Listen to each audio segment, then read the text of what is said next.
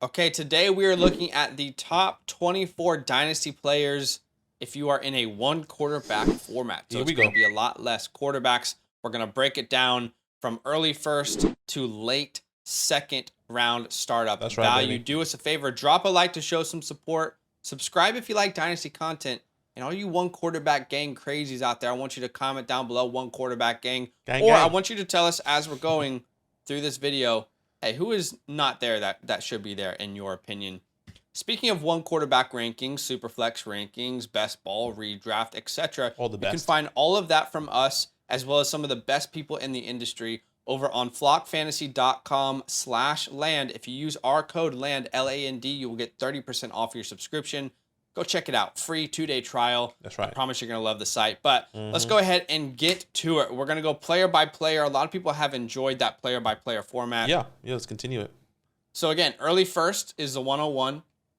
Late first, 109 to 112. You can see kind of where these values would be if we were doing a dynasty startup one quarterback draft. So Christopher Olave, where does he rank for you here in this one quarterback video? Big Mac Olave. I have him in my late first. Same. Yeah. Right. By the way, before we get into it, it was a bit difficult for me because I know we value quarterbacks differently. You know, especially in a dynasty. You mean you and I? Yeah, like when we do a dynasty startup or even like a redraft startup, we kind of tend to leave quarterbacks till late, and I think I'm thinking about the same thing here. But I guess we'll talk about that when we get to it. But okay. yes, Chris Olave here. I have him in my late first. All right, yeah, that sounds good. I also have him here in my late first. He's definitely someone that I wanted to keep in the same category as someone else. Jonathan Taylor, I actually have as a mid-first round pick in a dynasty startup draft. I have him there as well. So he's like right around my 108 value. Definitely a player who we believe is going to bounce back. Didn't have the best season last year, but I think there are just so many reasons that you can point to as to why that would have happened. And we anticipate those things improving this year. I almost feel like if it is Anthony Richardson to the Colts, this could be one of the, like, as far as volume goes, #1 run teams in the entire NFL with A-Rich and Jonathan Taylor. Definitely potentially rushing the ball. It could be wild. 35, 40 times a game between the two. Completely agree. Okay. Where do you have Christian McCaffrey? CMC, I have him in my early second. Yes, I also have him in my early second. Yeah, he would be my 204 at this point. Yeah, exactly. I have him 203, 204 area. Obviously, it's just going to be in that gap. You can kind of see it on the screen, 201 to 204 within that range. So it feels really comfortable to get CMC. I guess beginning of the turn there. Yeah, I kind of have him at the more towards the mid second rather than the early, but we'll talk about that. But yeah, what I will say is in a one quarterback format, Christian McCaffrey is going to go much higher than I think in a superflex format for sure. And there's going to be people out there who are saying like, he should be higher than this. How is he not in the same tier? Yeah. I think we have to be on the same page with this sort of video and understand that anyone who is in this video at all, who is in these tiers at all, are pillars for dynasty teams. Exactly. So don't feel disrespected or slighted by someone, not being, a tier ahead of where you think they should be. Okay, agree. Kyle Pitts. I have Kyle Pitts as a mid-second round pick in dynasty startups and one quarterback formats. I think in one quarterback formats, I am more happy as well to take an elite tight end in the second round and then build the rest of my team out. Because I'm not going to say it's easier, but like you just don't have to focus on quarterbacks as much in that format. So I would put him as a mid-second pick. Yes, I know that it was a disappointing season last season. He's still younger than most of these tight ends who are coming in. He's one of the youngest tight ends in the NFL. There's elite talent there. They will figure it out. You just need to remain patient. I have him as my mid-second. And I think we often forget how good his rookie season was when he literally almost broke records.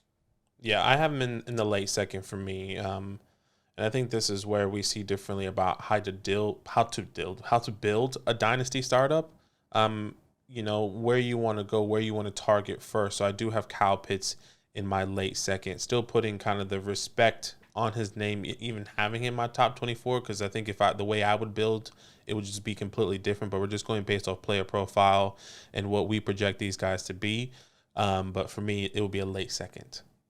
Okay, we'll have to talk about that because he is the first in my mid-second tier, and Okay. I think So he's all the way you are. up.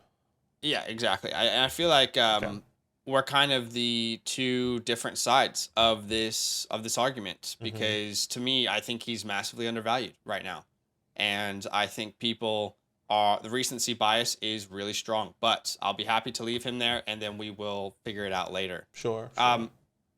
So let's talk about Garrett Wilson. Where do you have Garrett Wilson in this video? Yeah, I have him in my late first where Chris Olave is at as well.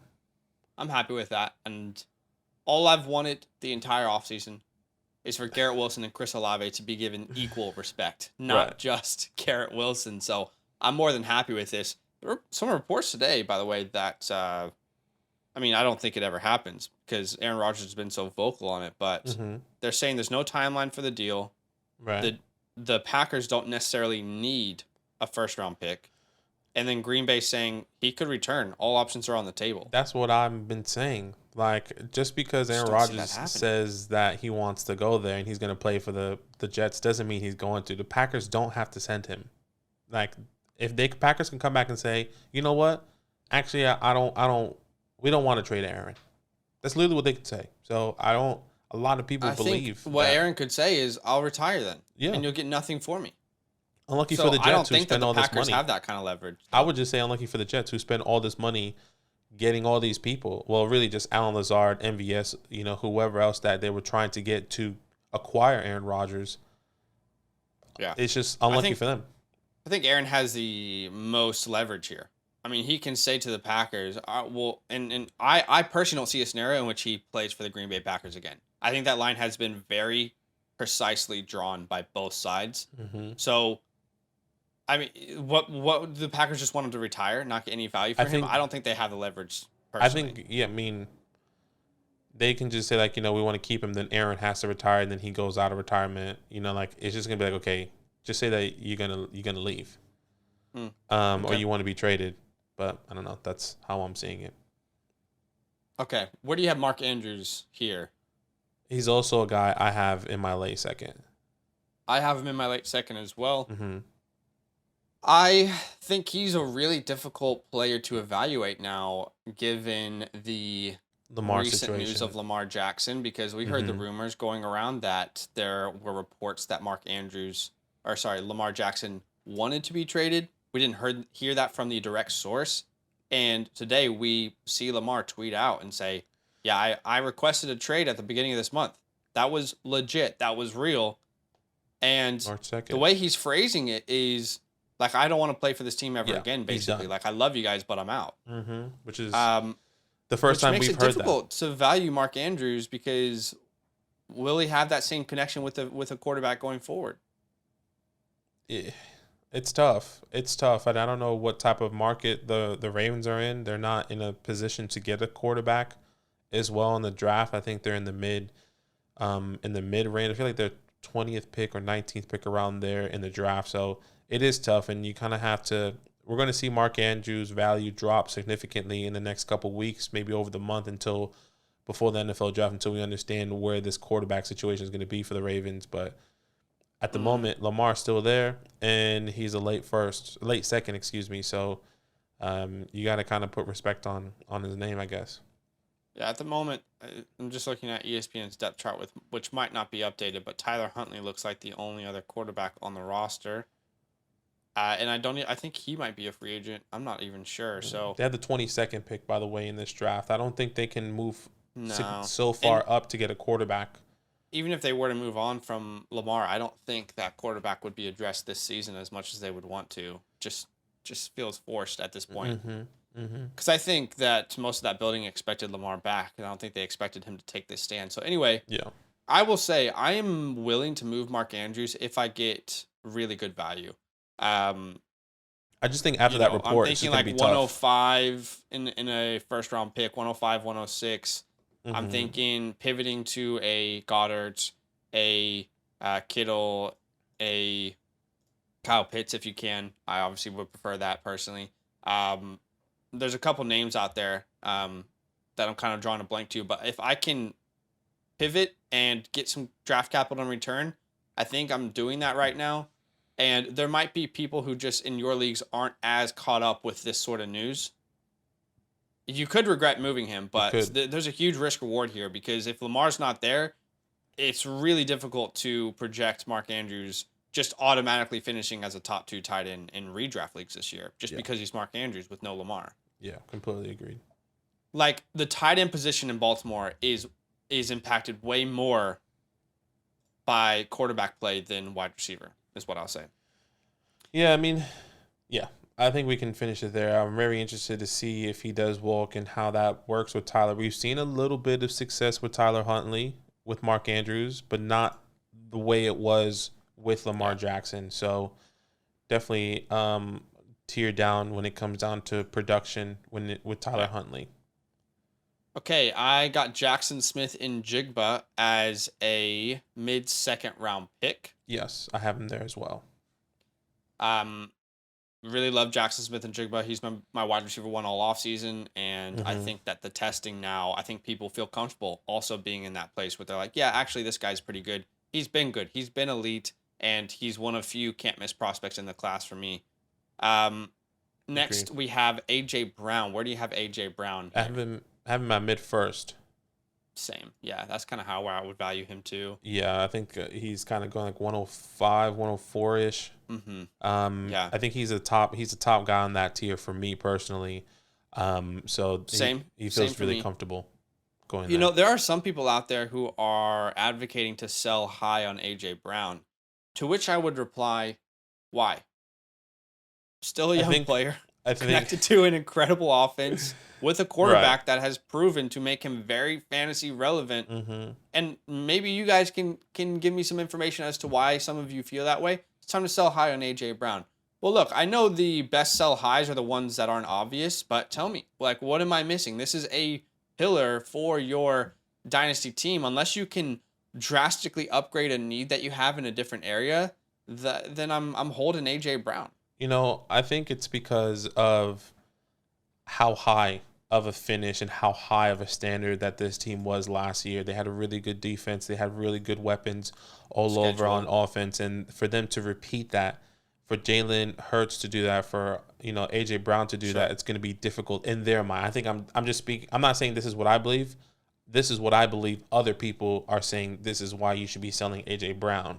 Okay. So, can Jalen Hurts actually repeat that? Can A.J. Brown repeat that again? Have we seen that consistent season with A.J. Brown finishing as a top 6, top 8 wide receiver? We probably haven't. The first year Jalen Hurts actually broke out, essentially. So I think that's what people are questioning about A.J. Brown and I guess that Eagles offense. I can get that. I just feel like at some point we have to just be like, it's okay to ride this wave too. You don't always have to sell high. Yeah, exactly.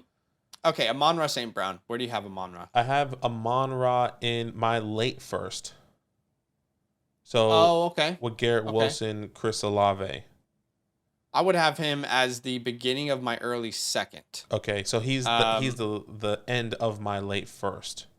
Okay, we'll talk about that in a second then, because I would have him as my 201, not my 112. Okay. Curious what player we don't agree on there then. CeeDee Lamb, I think it's pretty easy to say he would be an early first round pick. I don't think we need to disagree on that at all, unless you have anything that you'd like to say. He's there as a top 4 pick for me. Yeah, wide receiver 5 on the year. They added Brandon Cooks, so they could still go wide receiver in the draft, but Brandon Cooks, I feel, complements CeeDee Lamb really well and still makes CeeDee Lamb the focal point of that passing attack. 156 targets, the same as Stephon Diggs this year. Over 1,300 receiving yards, 9 receiving touchdowns. You and I had him right around wide receiver 3 or 4 to begin the season in Dynasty. Yep. And there's a lot of pushback from some people who are like, hey, CeeDee's not that guy. No. I think we're all on the same page now. He's that guy. He is that guy. He's worthy of wearing the 88. You're not that guy, pal. But he is that guy. Yes, completely agree with everything you said. Okay, Travis Etienne. Where do you have Travi? I have him in my early second. This is where we disagree. This is the player that we disagree on. So I would go Amon-Ra. I would go Amon-Ra over Travis Etienne. Okay, I have Travis Etienne over Chris Olave. So I would actually take Travis Etienne one pick ahead of Chris Olave. So I'm not willing to move him down. That's fine. Personally. No, that's fine. So, yeah. I'm happy to keep him there because I think there is one guy we would disagree on. Okay. I guess I'm happy to keep him there. Early second, that's where I would have him. He's at that turn, like 201, 202 turn for me. And you have him, I'm assuming, more like, 111, 110? Yeah, I have him 111 at this point, 111. Okay. I just think that he was so good this year, not only in almost every analytic, but just the eye test as well. And I remember the beginning of the season, I took a lot of heat because he was my guy in redraft leagues. Took a lot of heat. People were like, what? James Robinson's a better running back. And I'm just looking at the analytics and I'm looking at the eye test saying this is not going to last. And I think we forget how slow of a start this dude had. I mean, it was awful to come out of the gates. People didn't give him any grace that it was essentially his rookie season. And he still comes out and puts over 1,400 all-purpose yards. And we haven't even seen him unlocked in the receiving game yet. Only 45 targets this year. An incredible receiver out of college. Try and find, a collegiate running back who has more receptions as a senior or in their last year of college than Travis Etienne. So I'm a big Etienne guy. I'm glad I stuck to my guns. But, yeah, I would have to stick to my guns here as well and put him in late first. No, that's fair. That's fair. I'm happy to have him there. I think when I think of this and I thought of this video, I'm thinking of construction and how I would build off my team and where I also project these guys, and I feel a little bit more comfortable taking these wide receivers at the end. I get you. Because I'm not going to get those guys, on. Well, I guess you can get them on the turn because you're going to be there at the turn at the 111, the 110. But if I can solidify those receivers and then let CMC or some of these other guys we're going to talk about a little bit later fall to me at the turn, that's how I feel it. But completely agree with everything you said. I really like Travis Etienne. I do believe he takes the next step in his technically year 2 on the field. So it's exciting. And I totally get you. I don't want to say that one quarterback drafting is easier.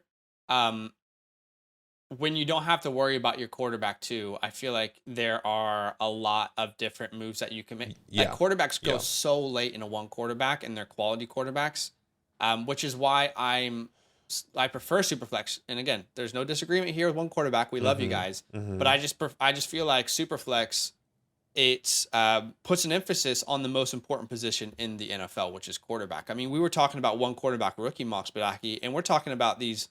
The first overall pick in the draft is unlikely to go until the late seconds in a one quarterback mock draft, So all I'm saying is I feel like in a one quarterback mock, I'm more happy to take one of these elite running backs because I have many more options to, these elite running backs the list is shorter than it is for these elite wide receivers. Agreed. So, but there's definitely two sides to that coin. Jamar Chase, I don't think we need to disagree or really spend too much on it. He's my 102. Right at the top there. So we can put him there. Jalen Waddle, I assume that you're with me as well. You have him right there at that 105, 108 mark. 105, 108 mark feels really comfortable. He's my 106 right now, right after A.J. Brown. Yeah. And as far as A.J. Brown, Jalen Waddle go, I feel like you could go either way here, truly, and in all builds too. If I'm rebuilding, I probably slightly prefer Waddle for the longevity, but if I'm trying to win right now, I probably prefer A.J. Brown. So I feel like you could go either side. Yeah, you can go either side there. Pick your poison. I think I would go A.J. Brown just based on the quarterback play because if Tua doesn't work out in his 5th year, then do they go with a new quarterback? What does that look like? A.J. Brown just feels a little bit more secure for me, but at the same time, completely agree with what you're saying. Pick your poison. I love Jalen Waddle. I am a Tua believer, so I do believe he'll get that contract extension. But if anything does go sour over there, then at least you got the A.J. Brown side. Get you. To be fair, the Dolphins have given us every indication that they plan on being with him long term. Exactly. We've even heard about contract extensions already. Okay, let's get to the first quarterback on the list. Yeah, and this was the hard part. Mahomes. So here's the deal. I think if you're paying for a premium quarterback in a one quarterback format, Guys at the top of this list are going to have a bigger impact, obviously, per game than. So, for example, Patrick Mahomes this year in points per game, 25.3. Well, I could wait later in the draft and get let's say get like a Jared Goff or get like a Trevor Lawrence, but those guys aren't averaging over 18 points per game. That is a significant drop in the amount of points per game that you can expect, and also the security that you feel in a Patrick Mahomes. So while I know quarterback's devalued, it's really tough to place him here, but I personally, Badaki, would have him early second. Okay, you have him early second. Okay, so that's where I would have Patrick Mahomes. Okay, so I have him mid second, and I completely agree. And this is kind of what I was saying earlier. This is the play is difficult for me to gauge because I'm thinking of a construction. Like Zach said, I'm happy to take a quarterback late. I can understand putting the respect on Patrick Mahomes. 25.3 points per game is significant. But can you get that running back? Can you get that wide receiver in this point that maybe just didn't make the top 24? And that could be that, right? I have him in my mid second. Okay. So he is like my 206, 207 area, still kind of giving him the respect, but I feel like early second, I see where people take him in early second. I personally wouldn't do that. I'm not sure. I'm not sure if you would do. I'm assuming you would because you do have him there, so that means you would do it. I'm trying to value the player versus strategy here. So I'm thinking much more about where these players are valued rather than the strategy that I would personally employ if I was to build a team. So what I would say though is that like I struggle to see how Patrick Mahomes has less value than Christian McCaffrey in Dynasty 1 quarterback. Like with Christian McCaffrey being 27 soon, Patrick Mahomes is almost the same age. And he's going to play for probably another decade plus. For sure. Right? I mean, like we don't know when McCaffrey's wheels are going to fall off, and we don't want to be thinking too far into the future. But it's not insane. People might think it is insane, but it's not insane to say that we could have real concerns about McCaffrey this time next year if injuries come up or like and then you left Patrick Mahomes on the table, who is the MVP of the league potentially. So yeah, it's tough. It's tough. So I think we're just thinking of two different perspectives. I'm thinking more of a strategy. And then you're thinking more of, at least when I constructed this list, I'm thinking more strategy and what I would do, and you're thinking more points per game and the value of the player, which makes sense. Value of a player. Yeah, which makes sense. So I would put him in the early second. Would I take him there? No, that's what I would say. Okay. Are you taking CMC over Patrick Mahomes if you're doing a startup and 1 quarterback then? I'm not saying that you shouldn't. I probably would based off my strategy and taking a later quarterback. Okay. You know, can I get a Jalen Hurts in the 3rd or 4th round? You know, or Josh Allen. Well, Josh Allen, I think he will go earlier, but that's how I'm. That's how I'm projecting it. Mahomes? I'm saying like I think Josh Allen will go earlier than Jalen Hurts, that I'm projecting to go in the 3rd or 4th round. Gotcha. Yeah. Okay, Bijan Robinson, he would be my 103 in a dynasty startup right now. He's your 103. Okay, I have there are some people. Okay. So who do you have ahead of him then? I have Chase, Jamar, and CD. I think you can kind of flip between CD and Bijan, but I'm really solidified with CD there, and I would be the opposite. I'm really solidified with Bijan. Okay. So if I was to send you, I'm just testing the waters here right now. If I was to send you a trade right now for the 101, I sent you CD Lamb straight up in any format. Are you going to accept that? I definitely would consider it based off my team and what I need. But yeah, I would highly consider CD. I have to go look at my phone here and look at some leagues later today, and we'll see what we can do. But yeah, it's just all based on my team construction. But I would definitely do that, and I would say the same thing for everyone. If you're watching this, based on your team construction, don't just go and take Bijan or CD. Look at what you need and see if you say, you know what, maybe I should pivot off of Bijan or pivot off of CD. So take it in. Okay, Kenneth Walker is someone that I would personally have as a late 1st round pick. Yes. I feel like between Kenneth Walker and Travis Etienne, you can decide on what you prefer between those two. Okay, I actually have him. Sorry, I'm looking at my list now. I actually have him my mid 1st, which will be my 108. So he's my last player in my mid 1st tier. So this is where I'm trying to understand why we have like Travis Etienne behind some of those guys, but Ken Walker ahead of Garrett Wilson, if we're talking about building around wide receivers. So because right now in a Superflex league, I don't think I could send you Kenneth Walker for Garrett Wilson based off of what you feel about that player. No, for sure. But I've also came into this build in the realization of how you would want Garrett Wilson and Chris Olave in this. So that's why I kept them both, because right now it's Kenneth Walker and then Garrett Wilson and then Chris Olave. But I would have Garrett Wilson. That feels like a cop out, but no, it's not. Okay. It's not. It's true though, because I know like we had this conversation, so I'm just trying to kind of solidify it and like bring it down. And because I don't think that's how you really feel. And that's not what I'm asking for you to do. What I want you to do. Oh no, I understand. I know you're not asking me to do that, but I think to not have the conversation over and over again in videos where people understand, I would have Garrett Wilson in my mid first as that late one, but then you would come back and say, well, I just don't see how they can be in two different tiers, and then I'm just gonna go and say, you know what, let's just bring him down, right? So it's just going to be a cycle. So that's why I put Garrett Wilson down and I had Kenneth Walker up. Yeah, I think at the end of the day, this video should be true to your thoughts. So tell me what your thoughts are exactly, because that's my thoughts are exactly is where just switch Garrett Wilson and Ken Walker. That's my thoughts are exactly. And that's how you should be operating with this video. I don't agree. I would have Garrett Wilson with Olave, but that's okay, because that's what people are asking from us to give our exact thoughts, not what you want me to say. Sure.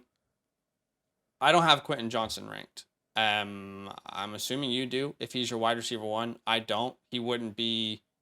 I'm just gonna look at my rankings really quick. I don't think he'd be in my top 35 rankings. Sure. Right. Okay. I have him in my mid second, where JSN is at, and I understand a lot of people don't view him in that way.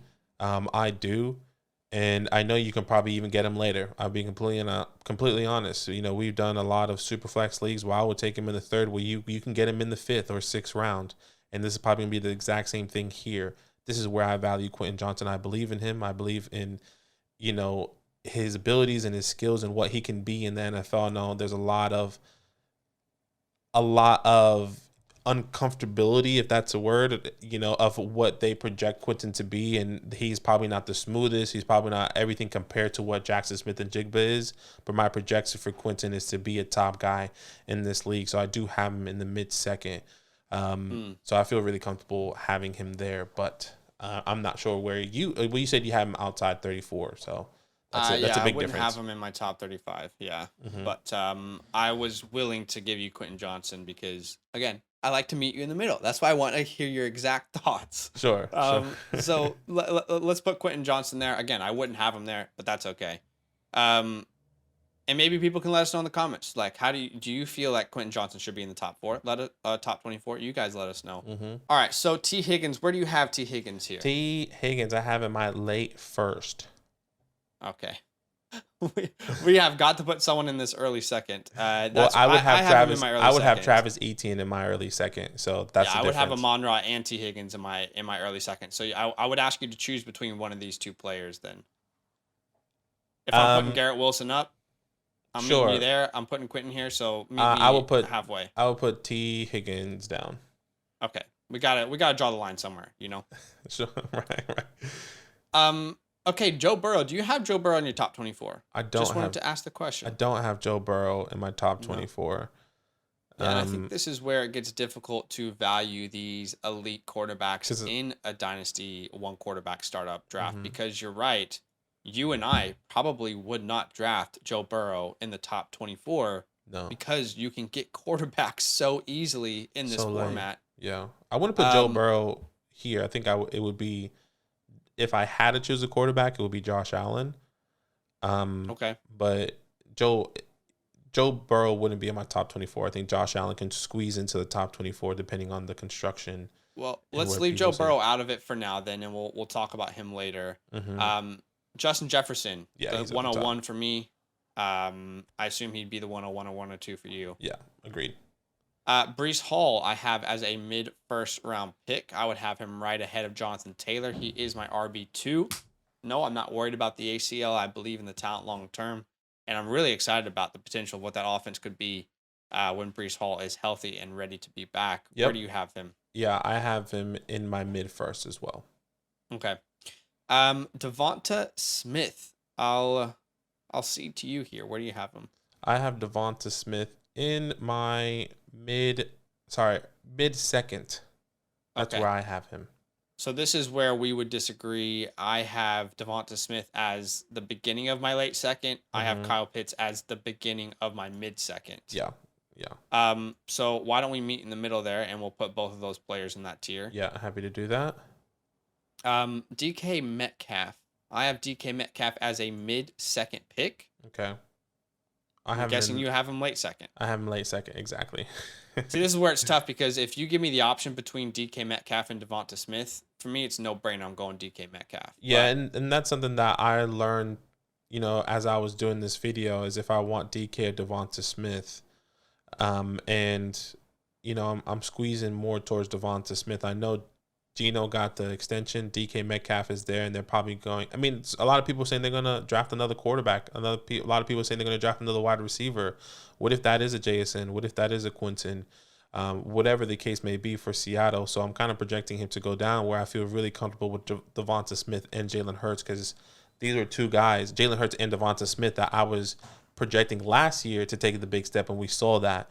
And I see that I see it being very in this area, top 24 guy in my wide receiver rankings. So I feel really comfortable having him in my mid-second and taking Devonta Smith over DK Metcalf. And they're back-to-back in my rankings now, so where there was a little bit of a gap. So that's something that I kind of switched in the past 24 hours. Okay. Yeah, I can hear where you're coming from. I just think I kind of know what Seattle has right now, and at some point Lockett will fall off. So it's unrealistic, I think, in my mind, for them not to add an impact wide receiver. Right. I'm still betting on DK's talent long term, but I hear you, and I'm happy to leave them both in the same tier. Okay, Josh Allen. You have Josh Allen. I would actually personally have him as a mid-second round pick. Okay. And I would take Josh Allen over Devonta Smith or Kyle Pitts, or over Devonta Smith, sorry. But I'm assuming you have him late second. I have him late second, yeah. So that's what I have. That's where I have him. It's tough to kind of gauge these quarterbacks. Yeah, he would be my late second guy, and he shouldn't be too far off from Patrick Mahomes. That's why I have Patrick Mahomes in my mid second. And then once you see the first quarterback go off, the second quarterback usually follows there very near. So I would have them kind of back to back in the tiers. But yeah, he's in my late second.